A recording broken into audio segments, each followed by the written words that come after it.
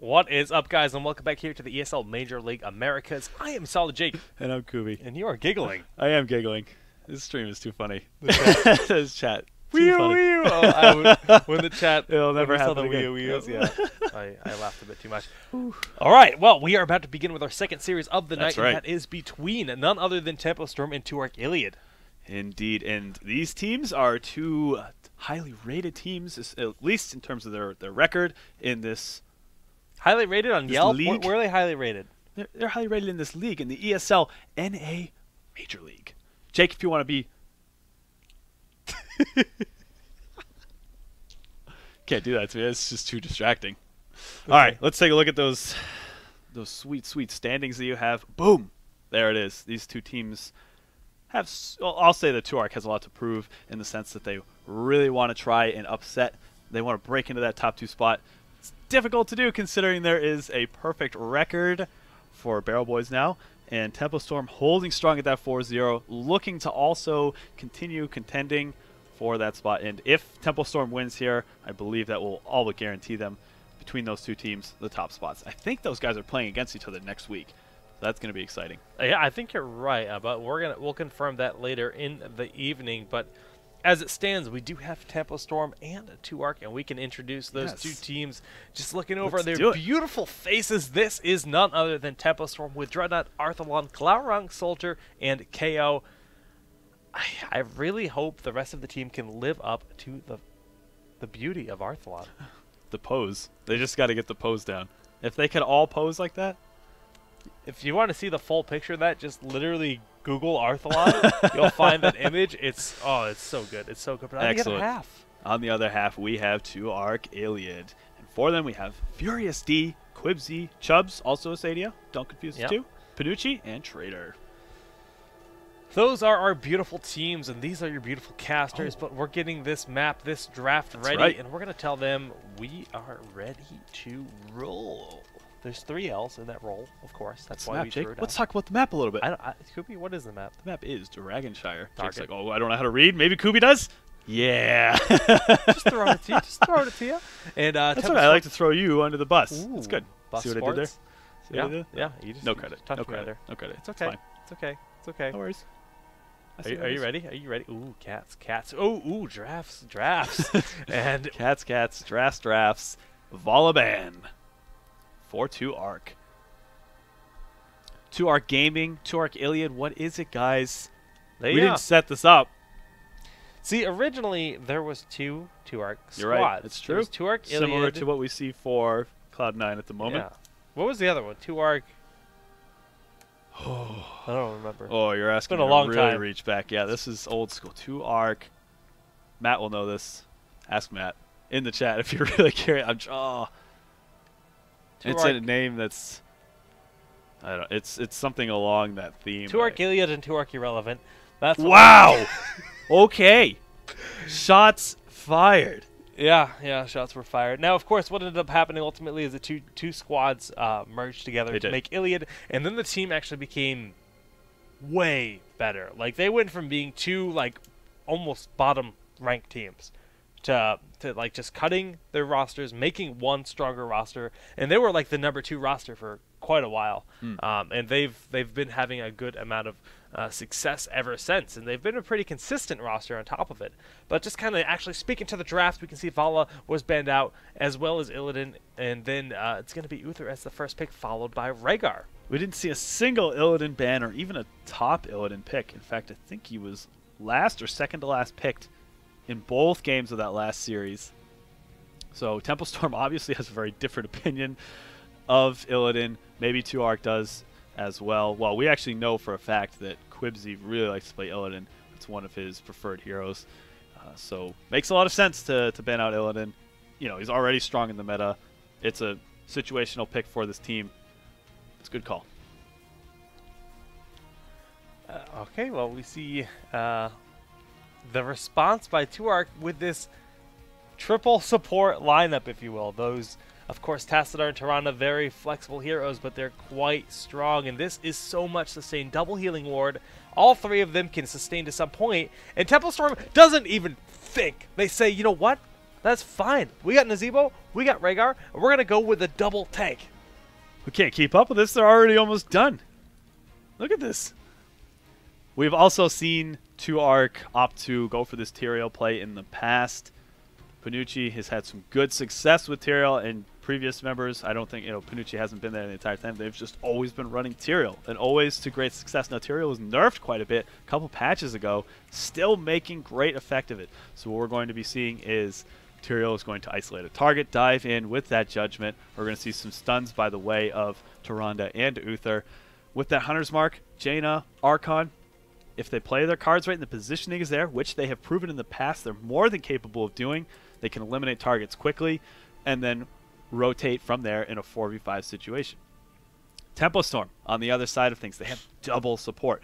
That's a heavy, heavy front line. They're going to be doing a lot to protect this Nazeebo, and if they grabbed Hammer, wouldn't surprise me too much. They also could opt to go for double support by way of Malfurion.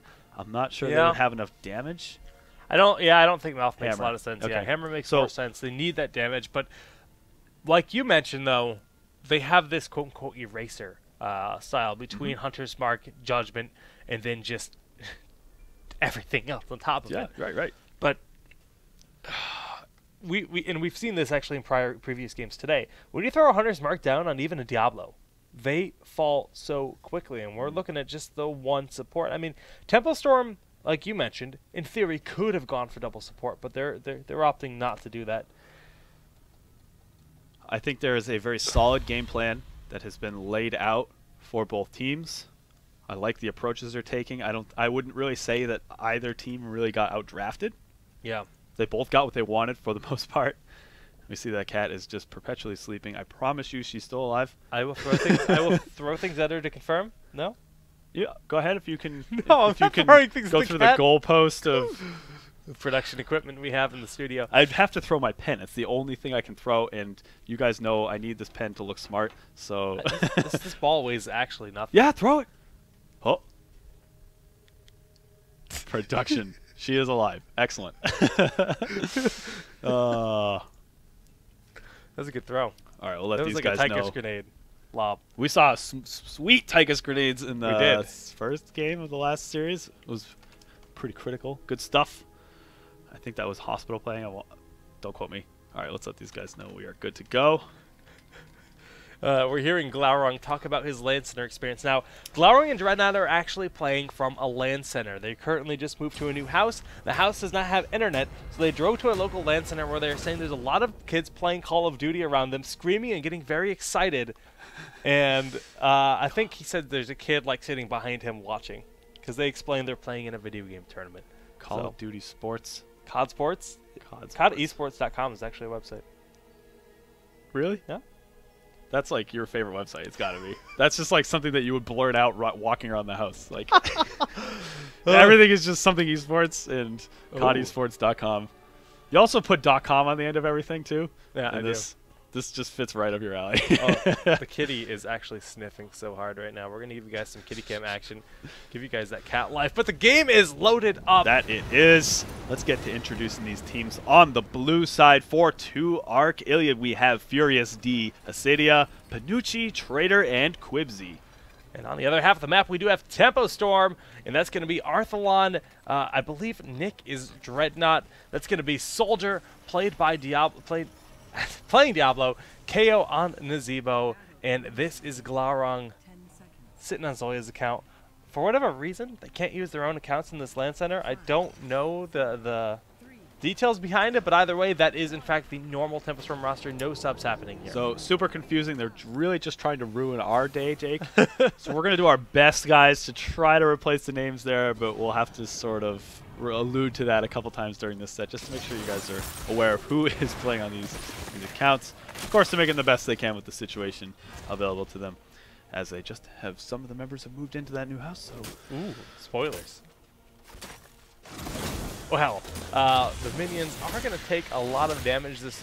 In Dragon Tower, we frequently do see teams rotate between the bottom and middle lane because you just can clear the wave. It's kind of staggered. You rotate down, you clear the next wave. All right, let's take a look at some of these towns. Full slam build, perhaps, for Stitches. Ooh. Ooh. I like this attempt. I think it makes a lot of sense. We were talking about some of the damage problems they might have now, of course, with the positioning. And, oh, look at this. The Glaurong block. Yeah, I know. It's gonna it's gonna take a bit. We'll get there. We'll get there. It was good block for 2Ark just to lock him in place. And all right, so we're talking a little bit about the builds. Now, if they can get the positioning, the body blocking proper for Hammer and Nazebo, things will be okay. But I can understand absolutely them going for the extra damage and utility that Slam offers them. And we mentioned in the past too that hooks aren't going to be super important with this style of this composition, right? The hooks are going to be nice. They're going to fill out. And they're going to allow them to get extra picks, etc. But it's not at all critical for them to try to win team fights with it. So we're going to see probably a very full Slam style. Perhaps maybe amplified healing. There might be some utility picks mixed in. We'll have to see. But the other thing with the hooks that you have to consider is just the ability to actually take that hook and then flip them, shadow charge them, and just put them in such a ridiculous far away position. Going to be an unlikely situation, but it is definitely on the table. And you mentioned amplified healing. We're seeing that Ontario, and we'll find out with level 4 being attained. And there is the first amplified for Diablo. They're waiting. They're waiting. Nope. No. That is the full. Actually, Glaurong and I chatted about this. Apparently, you get more effectiveness out of the trait upgrade than you do the Slam upgrade. The Slam upgrade is probably a little bit easier to get full effectiveness out of, but you will over time get more damage if you grab the auto attack trait upgrade. Little fun fact there. Hammer, of course, going to be going for a lot of that auto attack damage, the 20% increase in the range. It's just going to make things even more difficult for 2Ark to pierce through when you hit that hover siege, perhaps even the Nexus Frenzy. What is available for imposing presence? I don't recall off the top of my head if Tyrael can grab it, but Uther certainly can. Yeah, so something that they will have to keep in mind. Now, KO has been playing very cautiously as he's had, 4 members constantly looking to pick up a kill, but they have switched their focus to Soldier, who has that Hunter's Mark on him, the Lunar Flare, and the Stun from Uther, all going to be enough to secure that kill. Even with that big health pool and the amplified healing, not enough to keep him alive, and that will trade the bottom tower over to the side of 2Ark Gaming, who's up 2 kills to 0. Good point, and this aggressive rotations, they have found themselves about a half-level lead up. The Shrine Control has been intermittently going towards the Tempo Storm side of the house. They haven't been able to capitalize on it, and thus a level 7 advantage actually quickly catching up is Tempo Storm. Perhaps the rotations are a bit too much. Soldier trying to apply a bit of pressure to Trader, but of course the Dimensional Shift will get him out of a lot of sticky situations. Yeah, Glaurong's got to be careful in this top lane because he knows the pressure could be around the corner, but we see Quibsy is going to be the one rotating. Bottom tower gonna fall from just a couple more shots, but with this pressure from Jaina, Arthalon opting to play a little bit more passively. Soldier is perhaps going to have a bit of a heavy rotation. If Astadia can get down there with the Hammer of Justice. Oh, the Shadow Charge nicely placed, but is it going to be enough? Soldier eating that Side Storm, it is going to be enough, especially with that nicely placed Sentinel. For Furious Day would have been more than enough to clean that up. Yep. And this is the second time now that we've seen Soldier just extending his stay a little bit too much and getting punished for it. Yeah, they've gotten 3 kills, but they're losing a little bit of soak here and there every time they do it. So the experience is slightly in their favor, but it's definitely something manageable. This time, though, Shrine Control is available to 2Ark, and I think that they will be capturing the first Dragon Knight of the game at about 4.5 minutes in. Now, of course, we mention this every time. It's not the end of the world, of course. For Tempo Storm, this Dragon Knight will likely get 2 to 3 towers. The experience boost is nice, and if they continue to soak in both of those lanes, they will find themselves at level 10 quite a bit ahead of Tempo Storm, actually. And that's what we're seeing. I mean, they're so close to Tempo Storm, just barely hitting 9 now. So nearly a level advantage for 2Ark. And with this Dragon Knight, like you mentioned, soaking that lane with the Blizzard for that wave clear is so quick, and they are gonna hit 10 in just a second. We'll see what they end up opting to go for in terms of heroic abilities. We see the Judgment, Divine Storm. That is the Starfall, Archon, and the Water Elemental.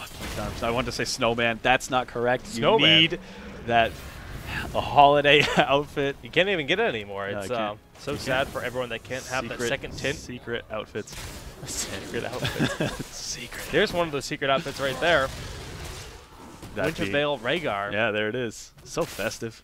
So kawaii. All right, level 10 has just been hit, and of course they were going to be avoiding any team fights up until that point just to make sure that they are fighting on even ground. We see the Lightning Breath, Napalm Strike, Ancestral Healing, and I would fully expect to see Putrid Bile and Ravenous Spirit, of course, for the other 2 pickups.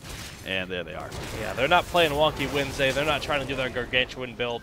They're going for the Ravenous. And, you know, they have a lot of damage now. This is when the double tank can kind of finally all come together with the double. Ooh, that flip on Quibsy is going to end up paying quite a bit. Is there enough healing to keep him alive? I don't think so. The Lightning Breath is going to provide enough damage, and it is doing work.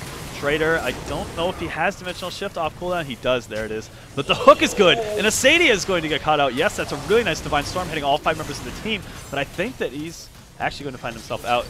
No cost to him. Still, that is a 1-for-0, a good pick from Tempo Storm, and that catches him up a little bit. Are they actually going to get aggressive and take these Giants here? I mean, is this the right call? Yeah, they're going to get okay. They still have Ancestral, so it's true. That's a nice like buffer that you have available. I mean, Rhaegar's mana is incredibly low, so Ancestral would use pretty much all of it, and that we actually see Dreadnought is going to be hearthing back at home based on that. And with those offensive Giants picked up, that really limits like the options that 2ARK has on the map. So they caught the game back up in levels, and the only thing available in the entire map are these bruisers. But 2ARK will be perfectly safe picking them up right now. Absolutely. Okay, so we can talk a little bit about how we expect both of these teams to initiate fights. Of course, 2ARK is going to likely be the aggressor, or at least try to lure Tempo Storm into a bad position and then get aggressive. Who of all the targets on Tempo Storm would you like to see 2ARK get aggressive onto and try to eliminate or erase right away? Ooh, for 2ARK to eliminate, they want to eliminate Hammer. I mean, Hammer is that damage dealer on the board. It's going to be very hard to kill Rhaegar because he's very slippery, but they do have the ability to lock him down.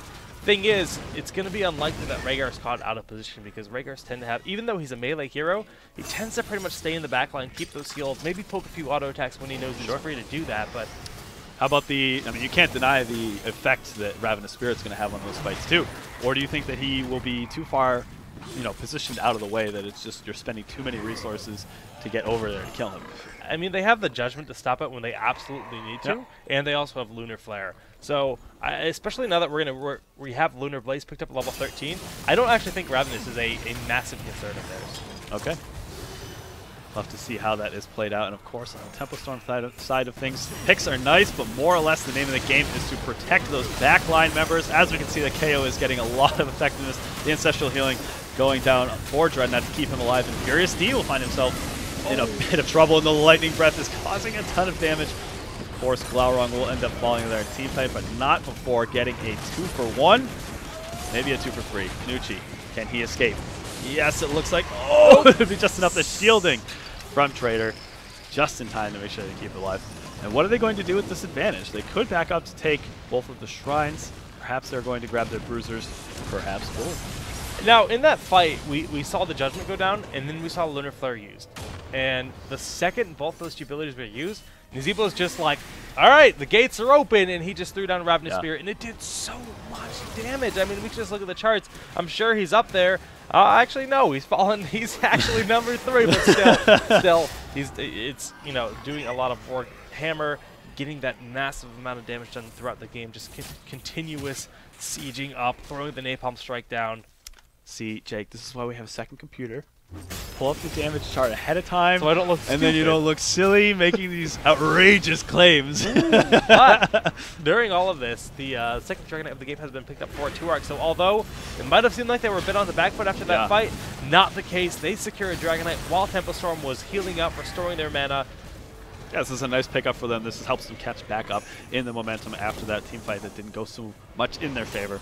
They're going to try to make the most of it, but if Tempo Storm is and they have been playing quite defensively with their posturing, it's going to be difficult to pierce through to get a lot of damage done. I suspect the most they will get is a fort, and maybe not even that. Okay, well, the hook there onto Tassos are not really the target they want, but the Dragonite pushing on forward.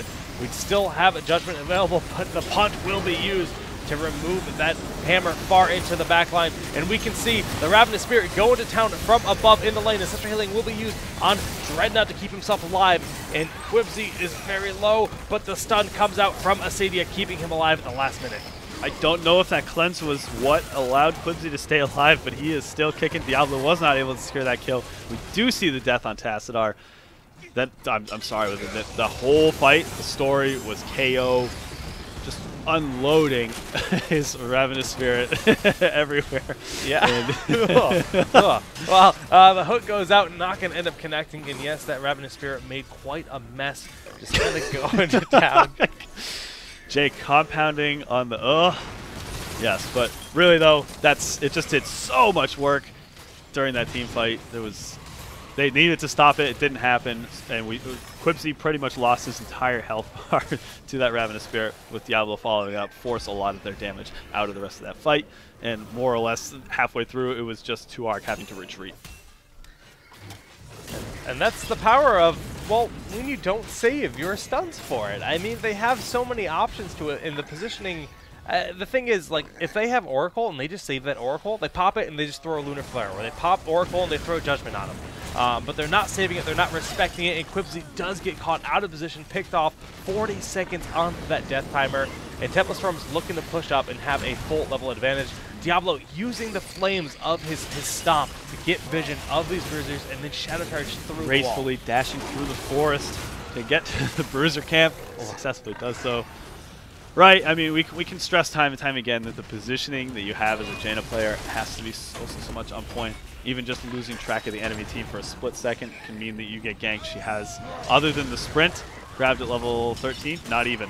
Icy Veins were grabbed, so that's even more careful. Yeah. You have to be just to make sure that you don't get ganked. And with a comp like this, with the hook, with double warrior, with the overpower, the charge, the shadow charge, everything, you have to be so careful. It's a fine dance. It's like a tightrope. It is like a tightrope. All right, shrines are back up in about 8 seconds. We do see the Tempo Storm having map control. They're just going to back up and hold presence on those shrines. Perhaps get themselves a very quick Dragon Knight. Are they going to be able to stop this? 2ARC doesn't look like they're going to get there in time. I think they were trying to stop. They didn't actually cap KO. Felt perhaps as though they might have been a bit closer than they actually were, and did not end up fully capping that bottom shrine. Instead, they're just going to put some pressure mid with Arthlon siege stop. Panucci trying to pick a fight. I don't know if this is the right time for it. We do see the hook, and that's the target you really want to grab. Soldier following up with the overpower. Lunar Flare going down. Oh no! That backfired very quickly. The damage that went down onto Diablo was way too fast. They weren't expecting this. The Ancestral Healing just didn't get there in time, and as such, we're going to see, oh, well, actually, they ended up not really following that fight up as best as possible. Perhaps the right call was to just back up after having taken the 2 kills. Well, they got 3, actually, so it was a 3 for 2. They'll still take it. Yeah, and Diablo is going to be alive to try to help continue to contest this and prevent a Dragon Knight. That is their goal right now. But we have Jaina rotating to the bottom temple. That whole fight, though, just kind of recapping it, like you mentioned, they got Quibsy. They got that target they needed to blow up, but the positioning for the rest of the team, they weren't really in position to soak that up, and just the amount of damage that you can output from Jaina when we look at this build, okay, 35% slow, Arcane Intellect gives you pretty much unlimited mana, and then Ice Lance, that allows you to spam the Q, but Icy Veins is the name of the game. Icy Veins plus Northern Exposure, you just unload so quickly, and that's what happened. They were stacked on top of each other, and the damage from that with the Lunar Flare stun and the Divine Storm was enough to really just burn through them. That's a new style of Jaina that we haven't seen before, where teams are previously not as comfortable fitting Jaina into a position, mainly because of the range that she has to her kit. It's a bit lower than you would like to have to play safe, so you really need to make sure that the team coordination is on point. But if you do have a situation where the opposing team is locked down, they're slow, they're controlled, you can absolutely get a ton of damage in. And some positioning, and a Tempo Storm is not going to be able to get there in time, and that's going to be the second Dragon Knight of the game. Third, actually. Third, you're right, yes. Has gotten 3 at this point. The punt will send Arthalon kind of lumpily through the air, and the hook onto Astadia, not really going to accomplish a whole lot. 16 seconds every time you throw that hook out. Yes.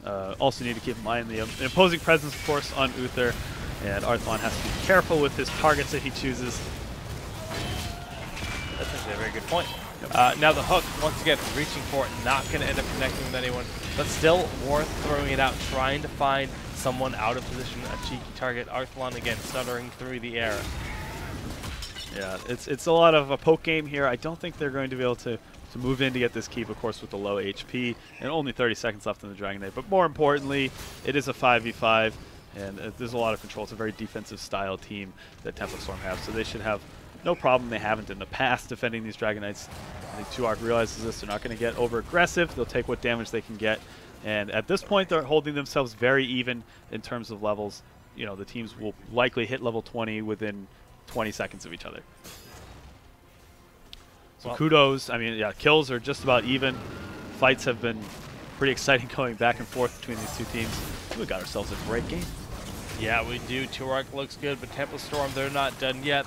Now that Dragon Knight has passed, they're trying to steal these bruisers aggressively. It's a cheeky play, and it could backfire if they're not careful. Sadia going in for the flank. I think this might end up being able to put a lot of pressure onto Arthlon. Goes in for the Divine Storm. It's not end up getting the cast. There it is. Okay, but a lot of damage onto Glaurung. Is he going to be able to survive? And that is Diablo and Stitches down. Both of the tanks no longer available. Panucci ends up falling. All the tanks have been out of this fight. Oh, Dreadnought. I was trying to remember his name. Dreadnought ends up falling to the Ghost and coming in. They are cleaning this fight up marvelously. Yeah, the flank worked out.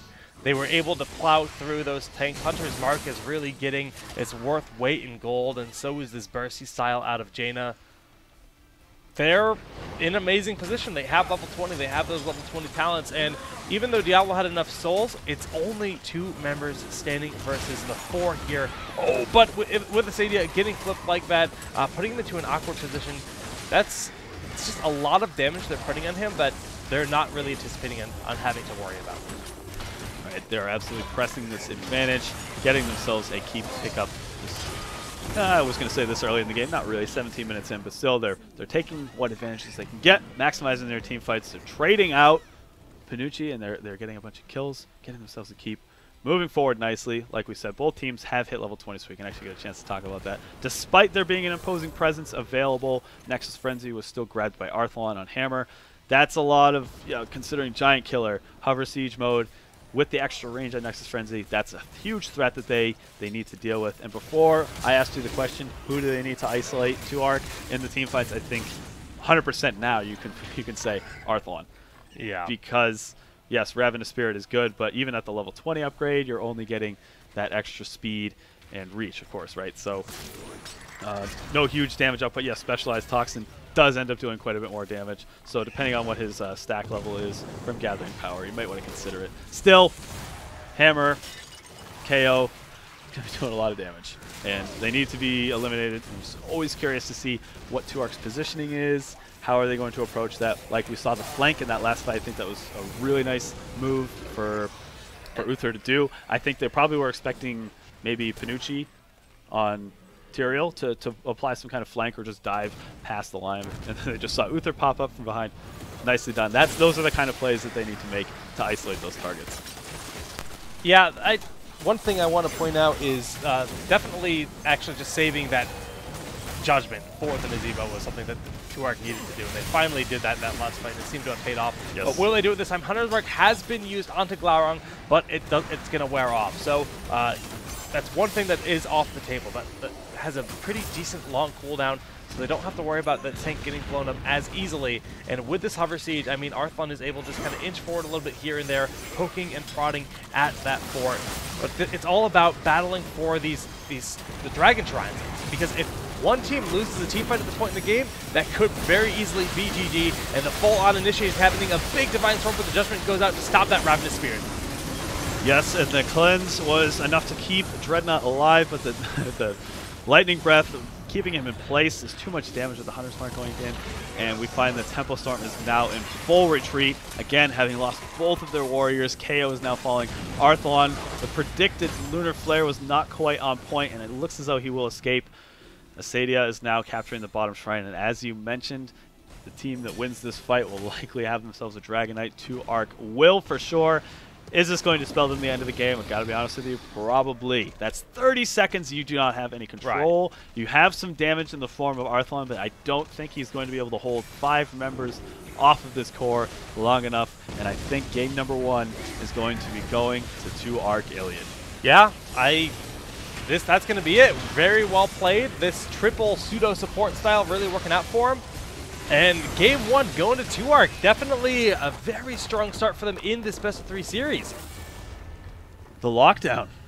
I will say that the Divine Storms played a huge fight, or a huge part in a lot of those fights that happened, and they were able to capitalize. They had the support there, saving the judgments, using them at the right time. Just shows you the experience that this team has with playing Tyrael, playing that dive style, and they actually did a nice job of isolating and eliminating the Warriors very quickly in those fights, a lot faster than you would expect to see. And I think for probably the last like 3 team fights, or at least the fights that 2 Arc won, that's how they went, more or less. That the Warriors were eliminated very quickly. Yeah, you wouldn't expect that, but when you only have just Rhaegar, it sounds crazy to say, to keep your team alive, but the enemy team has double healing ward. You've got Tyrande, Uther, and Tassadar. It lets you make a lot more aggressive pokes and attempts to get in, and they used it to their full advantage. Yeah, the best point example we can make is that time when they had Jaina dead. She didn't die. They had her in the middle of the pit, both tanks on her, blow her up, couldn't kill her. So could not kill her. Well, a very strong game from 2 Arc, but we're gonna find out what our second game is gonna be. Kubi, what map do you think we're gonna go to? What map? Just guess. Do we see the salty runback? Tempo Storm has been known to make these salty runbacks. I think that's what we're gonna see. I'm going to call it. Kubi's calling salty run back. We'll find out in just a couple minutes, guys. Stay with us as we prepare for game number 2 in this best of 3 series between Tempo Storm and 2 Arc Iliad.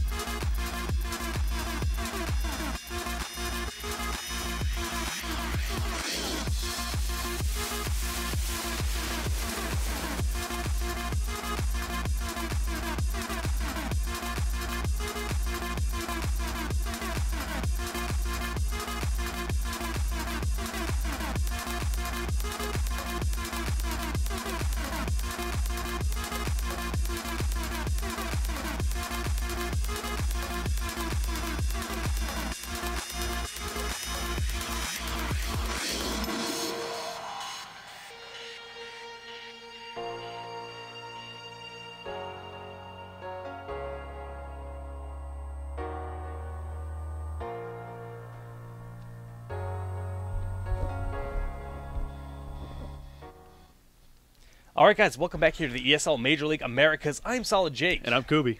And we got our second draft already starting right at this moment, and immediately right. Jaina is respect banned. You could see my face, my eyes are popping out of my head. That is not what I expected to see. Of course, that was a very convincing-ish win for 2ARC. They played very solidly. I won't say it was a complete stop by any means. No. Tempo obviously brought it to him, but you could look at this match, who's likely to win, who is favored going into this. I think a lot of people would say Tempo Storm. And 2ARC had a very solid performance. They had a clear game plan to execute right from the draft. They did it very nicely. They had a lot of good flanks, isolated targets, even blew up the Warriors for misstepping, going too far. And now this has all culminated into a ban on Jaina immediately going into game number 2. Now, one thing that we do have to update you guys on that we were, in fact, informed of is we said something incorrect in that last game. We said that Nick was in fact Dreadnought, but in fact Nick is Nick. Nick is Nick. So that means that Nick has officially been added to the sub roster of Tempo Storm. Up to this point in time, up until this week, Tempo Storm did not have a sub registered on their team here for the ESL Major League, and well, looks like they have, because you're only allotted 7 total members for each season. So Nick would be their 6th, officially going to be a sub, and playing here as Dreadnought is unable to play. Yes, Nick, of course, is the former captain for Torpedo. I don't even know if he was the captain, honestly, but he was a player. I don't think he was the captain. Yeah.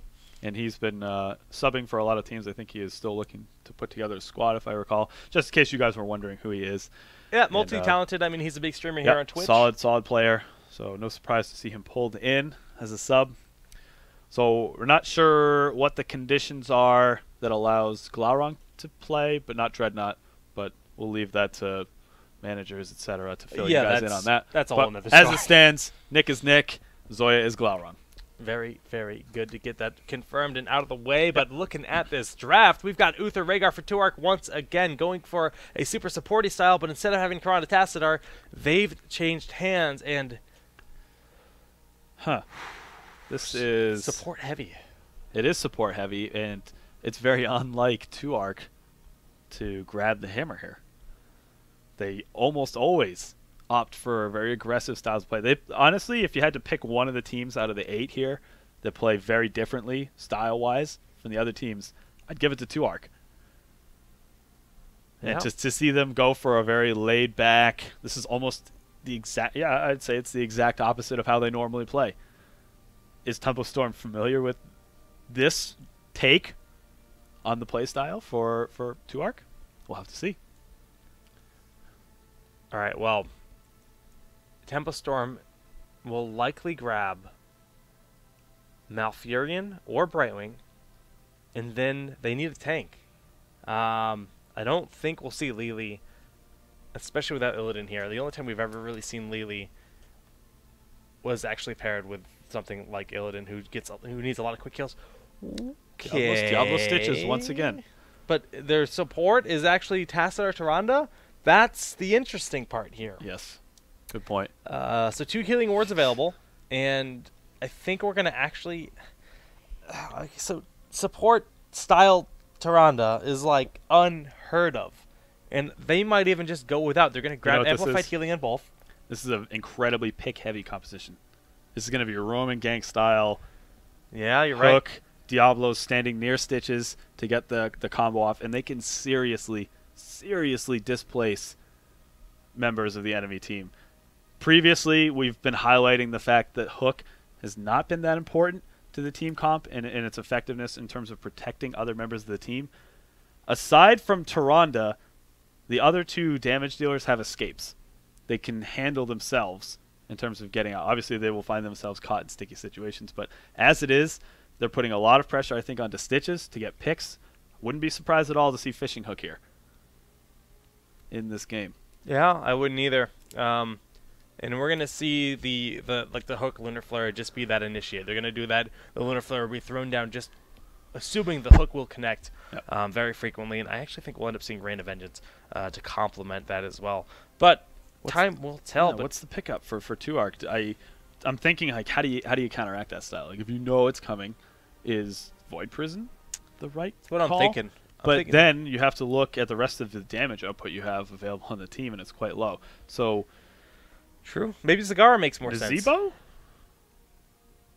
No, Tychus. Okay, similar in terms of what their effectiveness is. It's a lot harder to deal with Ravenous in the sense that it has a ridiculous amount of reach if you play it right. Tychus has the same overall effectiveness if the positioning is correct. You can find yourself a nice spot to get those auto attacks down while you're in Odin, slow the enemy team, and he's got the damage output for it. So I was immediately looking at that last pick potentially and saying, okay, yeah, they're gonna have to grab a damage heavy style, and I think that you're right in saying that Zagara was probably if they wanted to try to do that, but she doesn't have the reach with the Void Prison.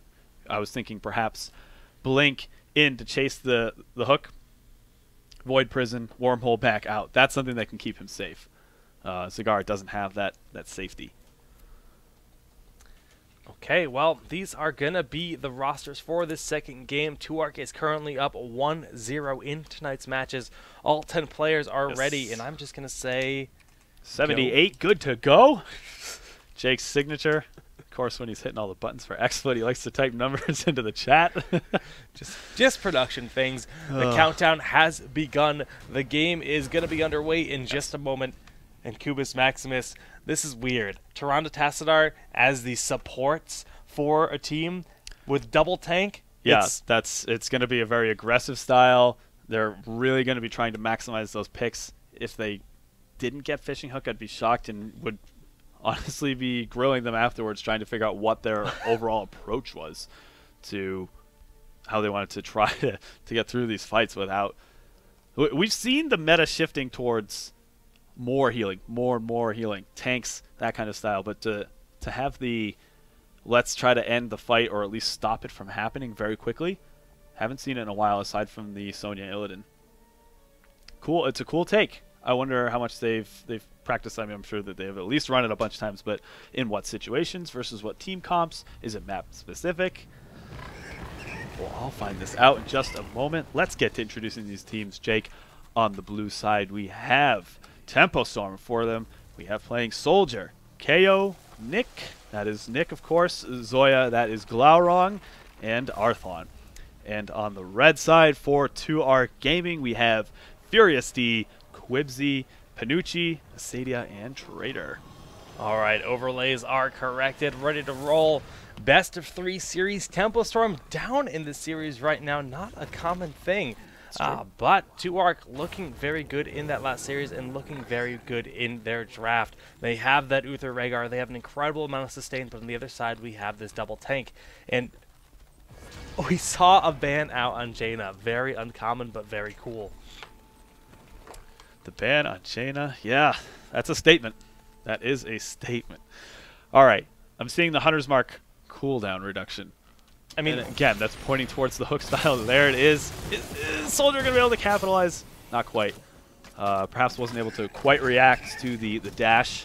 The running gun from Tychus was able to get him out of that situation. Soldier not quite able to run up to get that overcharge into lead. But had that happened, yeah, we would have a dead Tychus. I'm surprised we didn't actually see the Lunar Flare go down. Typically, you just kind of throw down the Respect Lunar Flare for that hook to line it up, and then that gives you a free setup for that Diablo flip and then Shadow Charge. So maybe a bit of a mistake there by our Tyrande player, but either way, it doesn't make too much of a difference in the end. Not getting that those kill. Early kills are not usually going to amount to a lot. Oh, Trader with a nice dodge on the Lunar Flare. That was a double juke. And Arthon accounted for 1 juke, but not 2. Had he hit that Lunar Flare, that would have been certainly a kill for Trader. But yeah, like we were saying, the kills that happen like within the first 30, 45 seconds of the game usually don't end up amounting to much of an experience advantage. And it's obviously much more important to soak now. Once the further the levels go in, the more it scales, the more important it is, especially objective-wise, as we have appearing right here, to get those kills. Now, until level 4 is attained, these tanks won't have that amplified healing, so the healing won't actually do that massive amount that we're going to see, you know, happen when everything's picked up. That's going to be a big part of their strategy. I think we'll see amplified healing of both Diablo and Stitches in this game, and they're really not committing to this fight in the middle lane. KO taking a lot of damage from the grenade, gonna tap the well. Yeah, like I was saying, they're putting a lot of pressure on Glaurung to hit those hooks. And what is their ability to initiate? If the hook whiffs, it's, you know, they really need to isolate members from the enemy team out from the rest to try to get them and kill them quickly. And if that doesn't happen, they're kind of up the creek, as they say. Yeah. Up the creek.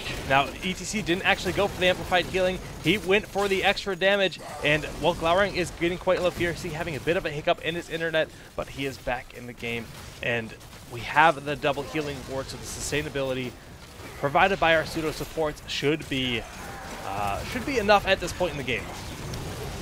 Yeah, hopefully that hiccup wasn't really the cause of him being just chilling middle lane. If his intention was to go up to help support them, that top tribute, that'd be unfortunate. He is back though, and no deaths or anything to that sort, so fair play. Fair play.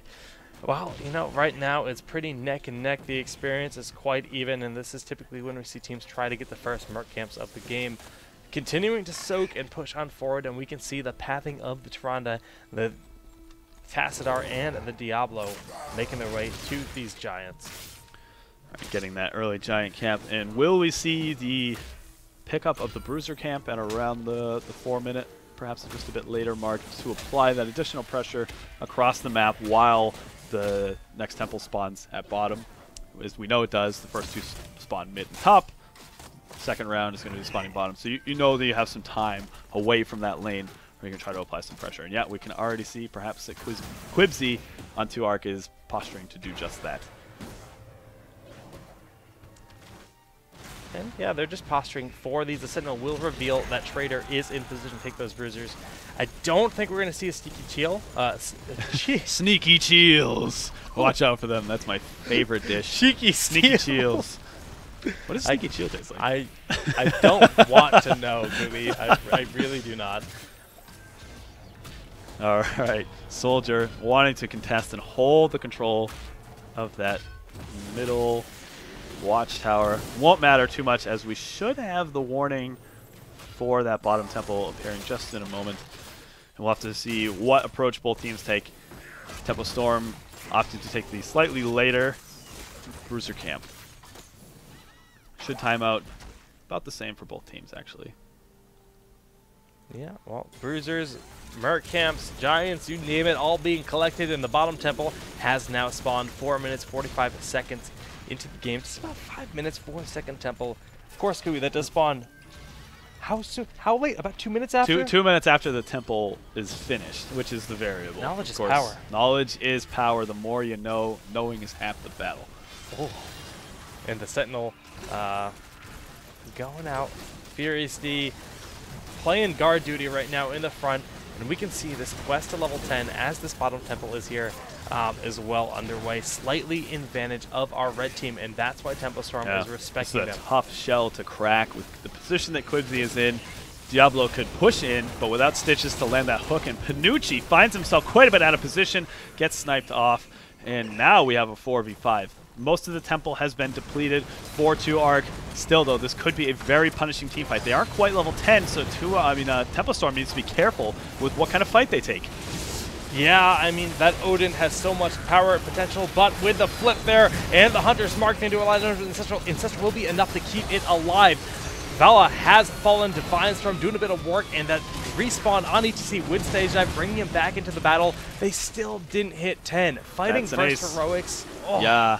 I think the plan for sure was that they were hoping to kill those. And all it took was the 3 creep kills to get level 10. I think they were really banking on that to jump in and get the leg up on that team fight.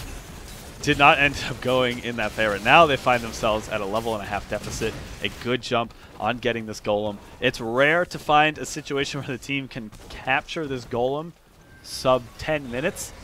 That's it right there. Yeah, and I mean, they're in a commanding position. Now, level 10 has picked up. They have those heroics, so the battles will be much more manageable at this point in time. But they have to clean up this boss, and this just gives free reign to soak across the map for 2-Arc. So they're getting further ahead in levels. They're just keeping that pressure across the map. It's the smartest way to play at the time being. They're not going to get a lot of extra kills out of this.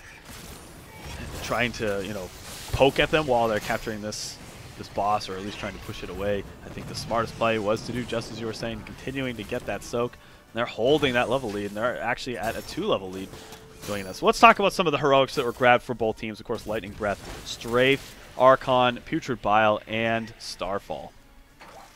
I mean, AoE is the name of the game. All of those just do a lot of damage. So it's true. Even though they have this double tank, this double pseudo support, they have a ton of damage output. But they have to worry about that level 13 talent advantage on the other side of the game. I mean, we do have Barricade. We've seen that be incredibly popular on this map. These close choke points to just zone people out for 4 seconds. Picked up from Hammer. And Sprint, Divine Storm is always going to be a massive threat. Looking at the pick of heroic that Diablo made, I was thinking at first, like, oh, maybe APOC will get a lot of use. Whatever target, it's just extra lockdown, and it might cause problems for the team chasing to run in. But now that I think about Lightning Breath, you have the hook. Diablo throws down the immediate displacement on the target that gets hooked. Once he's used all the the cooldowns in his basic ability, the team that's chasing in, 2Arc in this case, is going to have to run through Lightning Breath to try to save their teammate. I'm going to be paying a lot of attention to how Lightning Breath is used in these fights and how much value he's getting out of it, because the potential, the way they have this composition set up, really could pan out to being a lot. It definitely could. It definitely could. But I got to give 2Arc a lot of credit on the decision making right now, because they put that pressure on, they forced some hearts back, which prevented this temple from being capped even fully, and now they're just contesting this. Almost half the ammo does remain, and Panucci forcing them off. The rest of 2Arc has made their way to this top lane, and they're still sitting on that 2-level advantage. This is their fight to lose. All heroics from both teams are available, but Tempo Storm is respecting them and backing off. I think that's a smart call to make, considering the level differential. It's going to be a tough fight to take, and you don't have that fishing hook yet. You really need that to get that extra amount of displacement, so I think we're going to see a lot more passive play, unless, of course, they isolate one member through perhaps bad positioning or forcing bad positioning. And that might actually be the case here with Panucci. Only 2 members of Tempo Storm available to try and pick this kill, so I don't think it's going to happen. Still, though, he is quite a distance away. Does have stage dive if he catches himself in a bad spot. Yeah, Distortion Beam is going to be interesting to see how that pans out when it comes to hooks, but they haven't been getting those picks up to this point in time. We know that's what they want to do with this composition, is just find those picks and eliminate those members. But as it stands, they haven't done that. They can still bring this game back very easily, but now they're going to be that 14 to 16, level 16 talents. We see Imposing Presence picked up for ETC. Yeah, I think it's going to get a lot of use for Vala, not Vala, sorry, Tassadar in Archon. Nice cleanse there, just to keep. Once again, the Lunar Flare a little slow with that hook, not really delivering what it wants to do, and Nick will be eliminated very quickly by that Divine Storm. Lightning Breath doing what it can, but Tempo Storm, they are on their back feet. Lost the first member, down 2 levels, down the talent tier, and Soldier is just a clip away from losing his life. There's that crit damage on the, what is that ability called? Guitar Hero. Nicely done. That was just enough damage to isolate and kill Diablo there. I like the approach the 2Arc is taking. They say, we realize that you're a pick comp, and actually, here we see nice cleanse just to keep Furious D alive. But again, Lunar Flares, they're not following up with it. Yeah, I mean, that's true. They're not there immediately. That does hurt. So, the way that 2Arc is approaching this, they say, yes, we have the quote-unquote passive style, but if we're very well aware that they want to get a pick, why don't we just rush at them? And if they don't have the ability to isolate a target, just swarming them with 5 members and saying, well, you can't isolate any of us because we're all running at you. We have the sustain to keep through these team fights. Your damage, Tempo Storms, isn't like particularly off the charts where you can't survive an amount of burst. I think it's probably the smartest way to play against it. And during the draft, I was thinking like, oh, who counters this if they get the hook? Don't even give them a hook. Just have everyone get hooked. That's pretty much what they're doing. And it's been working out marvelously for them so far. Yeah, they have a level lead. They have a structure lead. Everything is in their favor. I mean, they still have 2 forts remaining when they're already sieging the second keep of Tempo Storm. So this is really their game to lose, sitting on this bottom temple freely and waiting around the boss to make sure Tempo Storm isn't able to take any cheeky boss pickups. But the second it starts, Glaurung moves on forward. Bit of sloppiness there for 2Arc, getting hit by the stun, and are they going to be able to capitalize? 16 is now hit. We see the fishing hook grabbed, upgrades for Lunar Flare, Blood for Blood, and Imposing Presence for Furious D. He does get hooked, but that's probably the last target you want with the Divine Storm. Make a lot of effort there.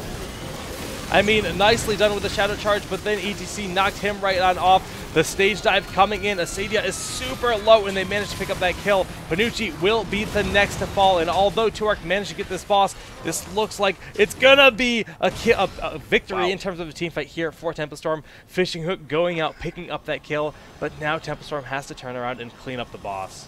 Surprisingly, the Starfall and Lightning Breath, they had the entirety of 2Arc sitting in one spot. And if they can guarantee themselves that situation, a situation they wouldn't expect to happen without a pick to start the fight off, still it did happen, and they cleaned themselves up nicely with 4 kills. Yeah, well, they're back in this game. The core still has 100% of its health pool left. Yeah. There's not a whole lot of objectives on this map for them to grab. Bruisers did just spawn, so they'll be making their way up to capture those.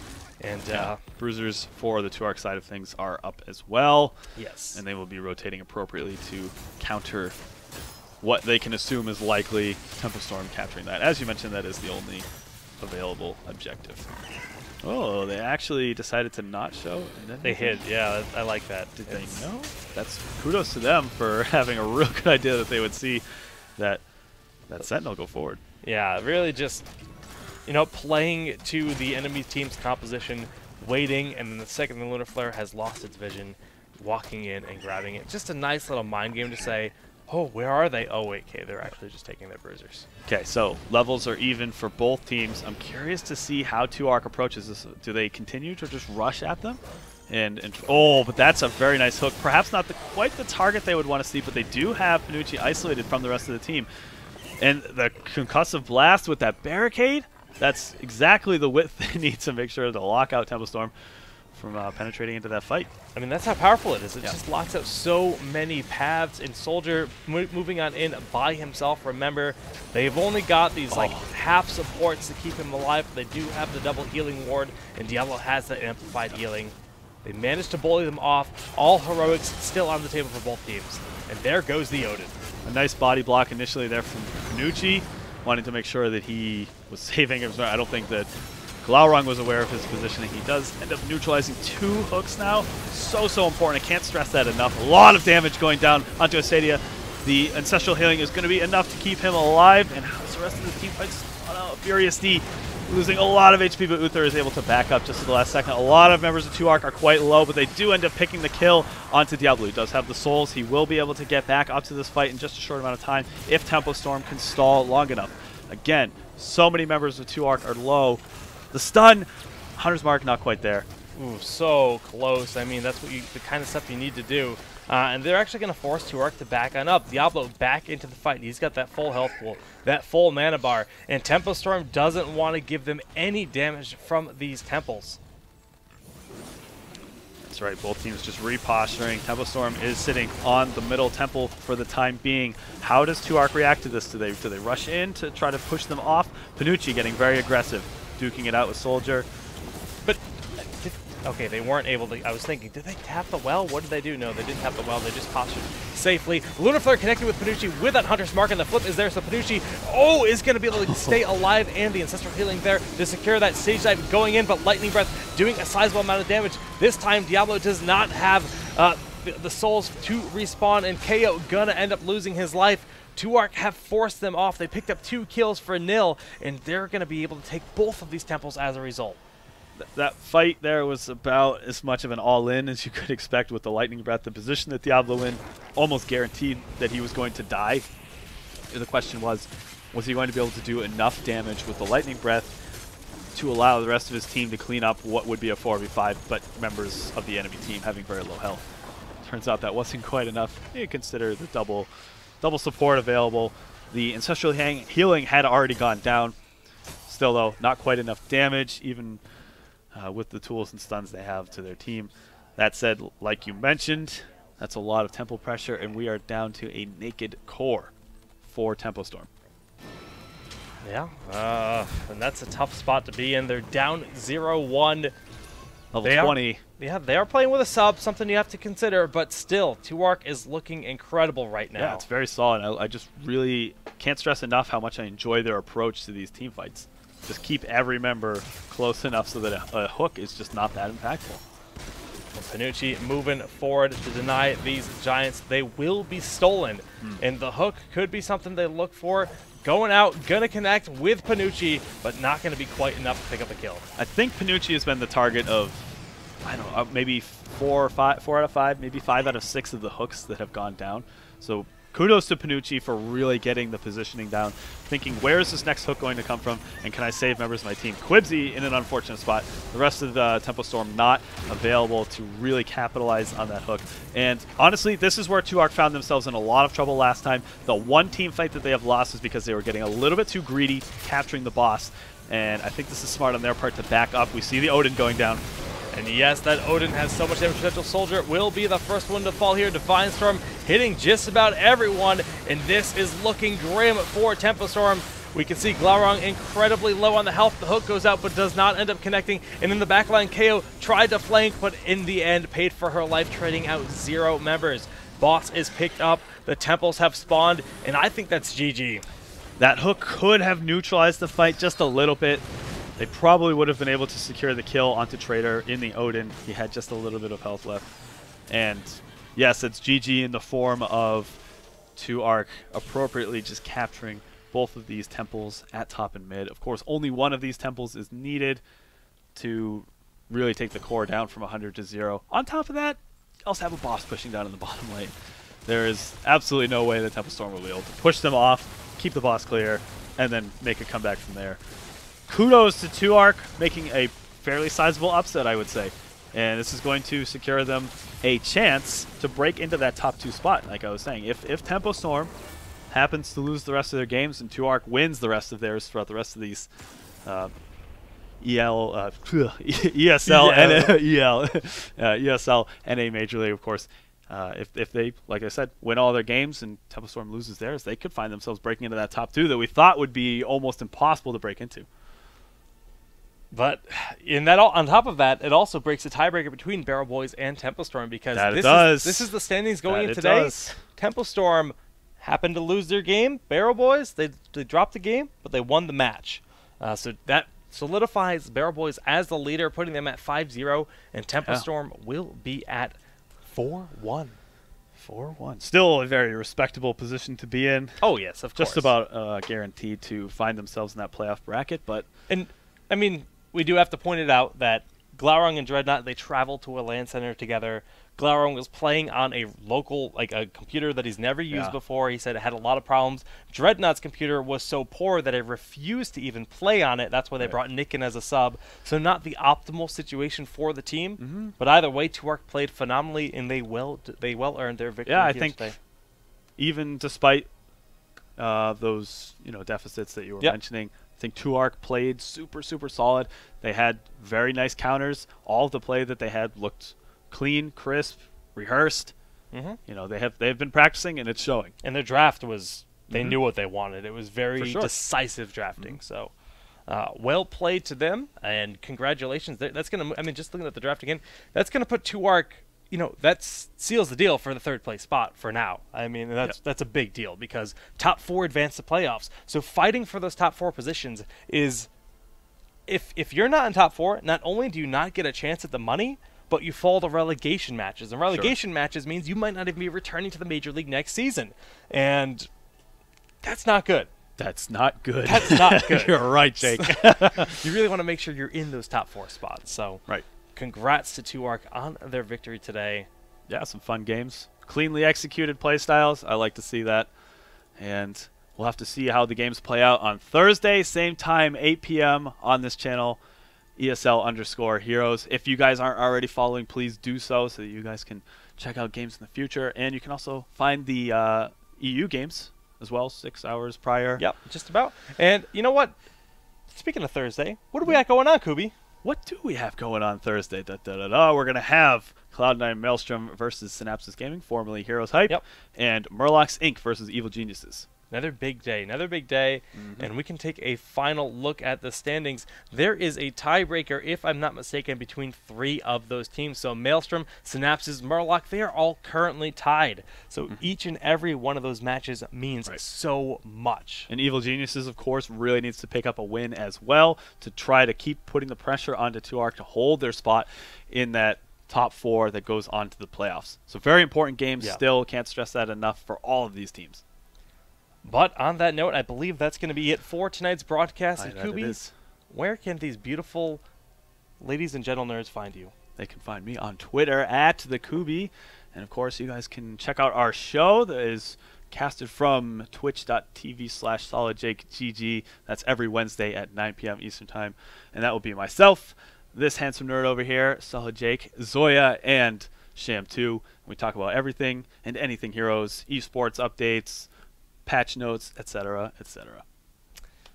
You can find me at SolidJakeGG on Twitter, Twitch, and YouTube. I do a lot of stuff Town Hall, like you mentioned. I have a show called The Daily Quest, which is Tuesdays through Thursdays. You can find the full schedule on my channel. I'm not going to read it off here. Just give me a follow. Follow the channel here as we have a lot of... I mean, we have a few more weeks of playoffs, or of the qualifier rounds, and then it's playoffs. Am I getting this backwards? No, I'm right. I'm right. And then it's playoffs. Just giving you my undivided attention, Jake. and then it's money time. So, yeah, there's a lot more action to come here for Heroes of the Storm. The community's growing. The viewership's growing. We love all of you. And just want to say thank you for hanging out with us. That's right. Thanks for checking out these great games. Again, congrats to 2ARC and Barrel Boys for taking wins in their series.